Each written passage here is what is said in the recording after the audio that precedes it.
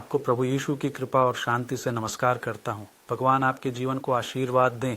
और आज हम अनंत सुसमाचार के हमारे अध्ययन को जारी रखेंगे जो प्रकाशित वाक्य में अध्याय 4 में है। खिताब 14 बात करते हैं आयत 8 जिसे हमने अभी तक नहीं पढ़ा था। पिछले हफ्ते हमने देखा कि क्या है, भगवान चाहते हैं कि हम उनकी और उनके पुत्र जीसस क्राइस्ट की और किसी की नहीं पूजा करें। अब हम देखेंगे कि भगवान कैसे मूल्यांकन करते हैं। वे चर्च और संगठन जो एक अलग प्रकार की पूजा सिखाते हैं, जो भगवान के हुक्म के मुताबिक वो काम नहीं करते जैसा कि उनके शब्द में है। भगवान चाहते हैं कि हम उन्हें उसी तरह पूजें जैसा कि उन्होंने मांगा है, जैसा कि हमने पिछली बार अध्ययन किया था। और अब हम जा रहे हैं, देखते हैं कि ईश्वर उस व्यक्ति के बारे में क्या कहते हैं जो कुछ अलग सिखा रहा है। लेकिन इससे पहले हम भगवान से प्रार्थना करें कि वह हमें अपने शब्द को समझने में मदद करें। क्या हम अपनी आंखें बंद कर सकते हैं? हे प्रभु हमारे पिता, हम तेरे पवित्र वचन को फिर से खोलने का अवसर पाने के लिए धन्यवाद देते हैं। हमें अपना अनंत सत्य सिखाओ, हमारा मार्गदर्शन अपने मार्ग पर करो। आशीर्वाद दो प्रभु, ताकि सच्चाई स्पष्ट हो जाए, समझ और इसे पालन करने की शक्ति दें। हम ये क्राइस्ट जीसस के नाम पर मांगते हैं, आमीन। आइए हम सब मिलकर प्रकाशित वाक्य 14 आयत 8 को पढ़ें। एक और स्वर्गदूत ने कहा, गिर गया बेबीलोन, वो महान शहर जिसने सभी राष्ट्रों को दिखाया बहुत सुंदर उसके व्यभिचार के क्रोध की शराब से। तो बाइबल बाबुल के पतन के बारे में बताती है। हमें यह पता लगाना होगा कि बाबिलोन कौन है, और हमें यह अध्याय 17 में तीसरे वाचन से मिलता है। मैं आपको साथ में पढ़ने के लिए आमंत्रित करता हूँ। जॉन कहते हैं, और उन्होंने मुझे आत्मा में रेगिस्तान ले गए। मैंने एक महिला को गहरे लाल रंग के जानवर पर बैठे देखा जो ईश निंदा के नामों से भरी थी, और उसके 7 सिर और 10 सींग थे। और वह स्त्री बैंगनी और लाल रंग के वस्त्र पहने हुए थी, सोने और कीमती पत्थरों और मोतियों से सजी हुई, और उसके हाथ में सोने का एक प्याला जो उसकी घिनौनियों और उसके वेश्यावृत्ति की गंदगी से भरा होता है। और उसके माथे पर एक नाम लिखा था, रहस्य महान बेबीलोन, वेश्यावृत्ति की माँ और पृथ्वी के घृणास्पद कर्मों की। और मैंने देखा कि स्त्री संतों के रक्त और यीशु के गवाहों के रक्त से मदमस्त थी। और जब मैंने उसे देखा मैं बहुत आश्चर्यचकित हुआ। तो बाबुल को एक महिला के रूप में पेश किया गया है। यह महिला कौन है, वह क्या दर्शाती है? तो पहले हम महिला प्रतीक का अर्थ समझने जा रहे हैं। इसे हम इफिसियों की पुस्तक में अध्याय 5 वचन 25 में पाते हैं। आइए साथ में पढ़ें। प्रेरित पौलुस का एक पत्र भी इफिसियों 5 वाक्य 25 लिखा है, हे पतियों, अपनी पत्नी से प्रेम करें जैसे क्राइस्ट ने चर्च से प्रेम किया और खुद को उसके लिए समर्पित किया। यहाँ पर एक तुलना की गई है। महिला चर्च, मसीह पति। तो हमारे पास है का महिला को चर्च के रूप में देखा जाता है। बेबीलोन एक चर्च है। अब ये कौन सा चर्च है? रेवलेशन 17 में जो हमने पढ़ा उससे हम समझ सकते हैं। ये महिला लाल रंग के शेड्स में कपड़े पहने हुई थी, जो एक प्रकार का लाल रंग है, और बैंगनी जो कि एक प्रकार का जामुनी रंग होता है। तो इस चर्च के पुजारी इसे पहनते हैं इन रंगों के साथ भी। साथ ही यह कहा जाता है कि वह चर्च सोने से सजाया गया था, चांदी, कीमती पत्थर। तो ये एक ऐसा चर्च है जहां आप प्रवेश करते हैं और आप देखते हैं सामग्री, आप उस समृद्धि को देखते हैं।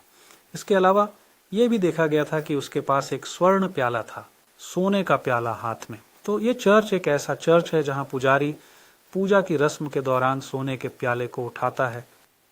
यह भी लिखा है कि उसके माथे पर लिखा है बेबीलोन माँ, इसलिए वह अन्य सभी चर्चों की माँ होने का दावा करती है।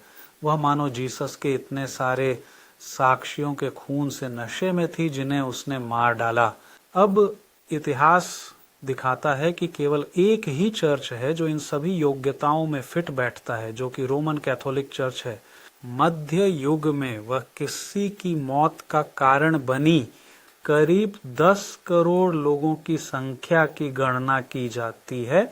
उस समय का व्यक्ति, कभी कभी वहां एक कागज का टुकड़ा होता है, उस पर बाइबल का एक हिस्सा लिखा होता है। यह पहले से ही मृत्युदंड के योग्य एक अपराध था और इंक्विजिशन कोर्ट ने दोषी ठहराया और राज्य ने सजा को लागू किया। इसलिए बेबीलोन कैथोलिक चर्च है। वहां प्रकाशित वाक्य 14 आयत 8 में, जैसा कि हमने पढ़ा, कहा गया है कि वह गिर गई, परंतु ईश्वर की नजर में वह गिर गई और ईश्वर देखता है वह क्यों गिरी, क्योंकि वह कुछ ऐसा सिखा रही है जो उससे अलग है, जो वह अपने शब्द में सिखाता है। और अब हम कुछ साक्ष्य देखेंगे, ठीक है। तो मैं आपको आमंत्रित करता हूं कि आप मेरे साथ 1 कुरिन्थियों अध्याय 8 को खोलें। सी आई यत शीत से कंट्र याकू कोरिन्थियों अध्याय 8 वचन 6 हम देखेंगे कितने देवता हैं, लेकिन हमारे लिए केवल एक ही परमेश्वर है, पिता। इसलिए एक परमेश्वर है और वह परमेश्वर पिता है। और अब यीशु के बारे में वह कौन है? जॉन 10 आयतों 30 से 36 तक हमने इस पाठ को पहले पढ़ा है। हम यहाँ कुछ बिंदु देखेंगे, बस हमने जो पढ़ा है उसे फिर से समीक्षा करने के लिए। जॉन अध्याय 10 आयत 30 में यीशु कहते हैं, मैं और पिता एक हैं। तब यहूदियों ने फिर से पत्थर उठाए ताकि उसे पत्थरों से मार डालें। यीशु ने उससे कहा, मैंने अपने पिता की ओर से कई अच्छे काम दिखाए हैं, इनमें से किस काम के लिए तुम मुझे पत्थर मार रहे हो? यहूदियों ने उससे कहा, हम तुम्हें किसी अच्छे काम के लिए नहीं बल्कि ईश्वरनिंदा के लिए पत्थर मार रहे हैं, क्योंकि जब तू एक मनुष्य है तब भी तू अपने आप को ईश्वर बनाता है। यीशु ने उनसे कहा, क्या तुम्हारे कानून में नहीं लिखा है, मैंने कहा तुम देवता हो? क्योंकि अगर कानून ने उन लोगों को देवता कहा जिनके पास भगवान का वचन था, पिता द्वारा पवित्र किए गए और दुनिया में भेजे गए उस व्यक्ति को तुम कहते हो ईश्वर निंदा करते हैं, क्योंकि मैंने कहा मैं ईश्वर का पुत्र हूं। हम स्पष्ट रूप से देखते हैं कि जीसस बेटा है परमेश्वर के। बाइबल कहती है कि केवल पिता और पुत्र की पूजा करो। यहाँ हम पिछले अध्ययन में पढ़े गए एक और पाठ का सारांश देने वाले हैं। प्रकाशित वाक्य 5 श्लोक 13। और मैंने देखा कि स्वर्ग में, पृथ्वी पर और पृथ्वी के नीचे और समुद्र में जो भी प्राणी हैं और उसमें जो कुछ भी कहने को है, वहां जो सिंहासन पर बैठा है वह मेमना है। सदा के लिए धन्यवाद, सम्मान, महिमा और शक्ति दी जाए। इसलिए केवल वही जो सिंहासन पर बैठता है, भगवान, और मेमने यीशु मसीह की पूजा की जानी चाहिए। इसके विपरीत कैथोलिक चर्च पिता, पुत्र और पवित्र आत्मा या ट्रिनिटी की पूजा को सिखाता है। ये वही है जो भगवान ने मांगा था, इससे अलग है। भगवान चर्च से कुछ मांग रहे हैं और चर्च कुछ और ही कह रहा है, तो वह भगवान के नियम की पहली आज्ञा को पार करती है। निर्गमन 20 तीसरी आयत में आप इसे कैथोलिक बाइबल में भी देख सकते हैं। यह लिखा गया है कि तुम मेरे सामने अन्य देवताओं को नहीं रखोगे। यहाँ पाठ है और वह पहले आज्ञा को पार करने के साथ चौथे को भी पार करती है। चौथा आदेश निर्गमन में है 20:8 से 11 तक हम पढ़ेंगे। शनिवार को याद रखो ताकि इसे पवित्र बनाया जा सके।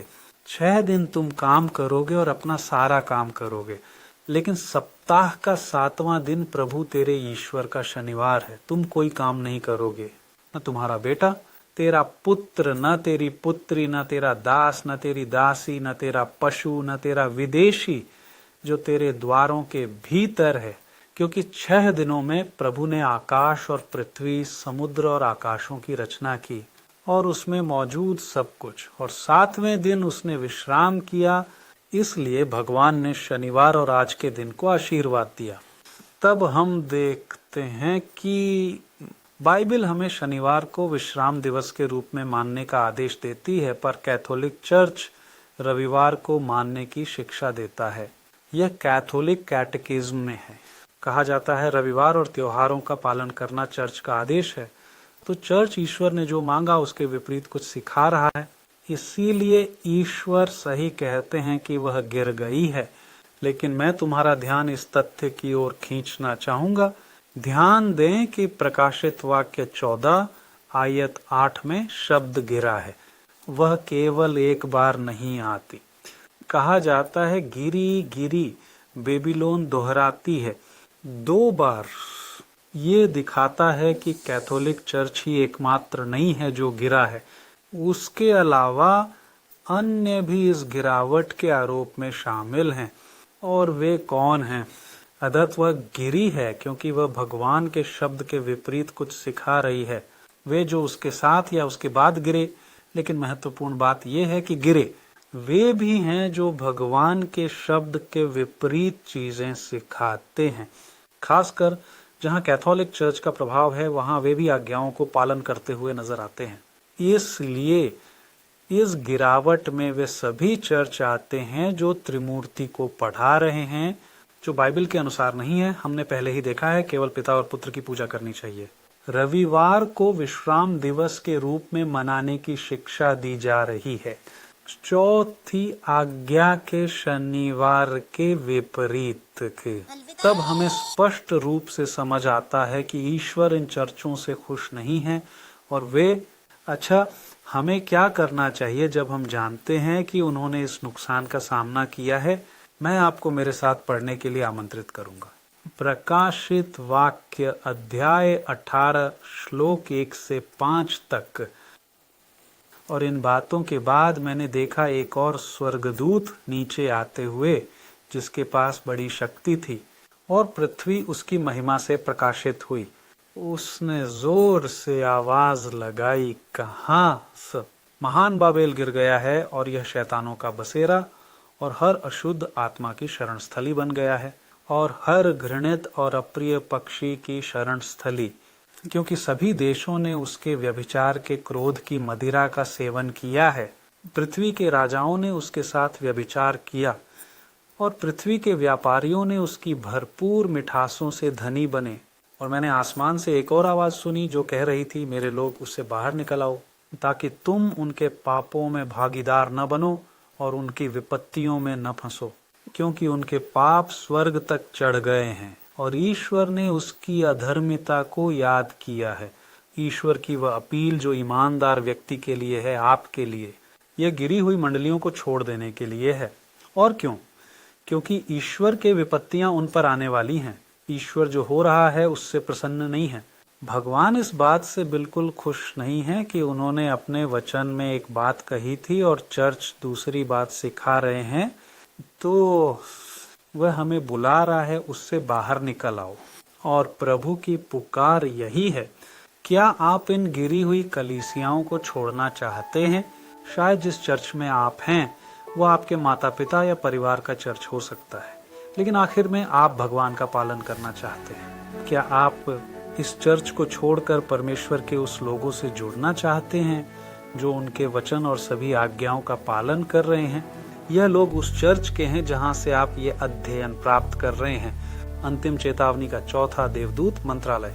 क्या आप गिरे हुए चर्च को छोड़कर इस सच्चे ईश्वर के चर्च से जुड़ना चाहते हैं? यदि ये आपकी इच्छा है तो मैं अब आपके लिए प्रार्थना करना चाहता हूँ। क्या हम अपनी आंखें बंद कर सकते हैं?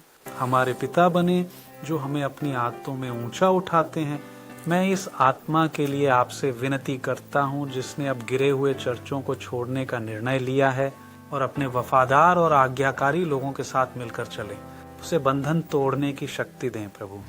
ये दोस्ती के बंधन हो सकते हैं, चर्च के पद भी हो सकते हैं, अन्य चीजें हो सकती हैं जो उन्हें किसी गिरे हुए पंथ से जोड़ती हैं, लेकिन बिना उसके सारे बंधन तोड़े और प्रेम तुम्हारी सच्चाई के प्रति, तुम्हारी आज्ञा का पालन करने और प्रभु यीशु का अनुसरण करने की इच्छा से अधिक हो किसी भी अन्य बंधन से।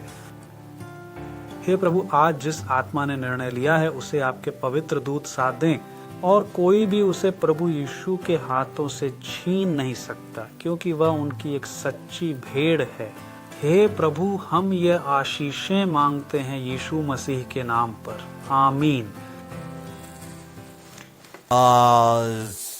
हम सीख रहे थे कि भगवान की नजरों में कई चर्च गिर गए हैं।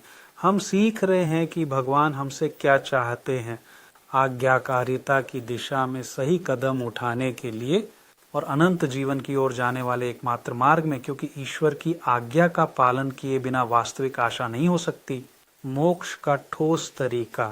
अगले अध्ययन में हम ये पता लगाएंगे कि प्रलय का जानवर कौन है, उसकी निशानी क्या है और इसे प्राप्त करने से कैसे बचें। हमारी आत्मा का दुश्मन शैतान इब्लीस साल के इस समय के लिए एक बड़ा जाल तैयार कर रहा है अंत की ओर, यह कोशिश करने के लिए कि अगर संभव हो तो भगवान के चुने हुए लोगों को भी गिरा दें जिन्होंने अपने लोगों के साथ चलने का सही निर्णय लिया है। लेकिन अगर आपको अगला अध्ययन प्राप्त होता है और उसे स्वीकार करें और दृढ़ रहें, शैतान को कोई मौका नहीं मिलेगा और आप सही रास्ते पर बने रहेंगे। इसीलिए मैं आपको अभी से आमंत्रित करता हूं, हमारे अगले अध्ययन में हमारे साथ जुड़े। भगवान आपको आशीर्वाद दे और तब तक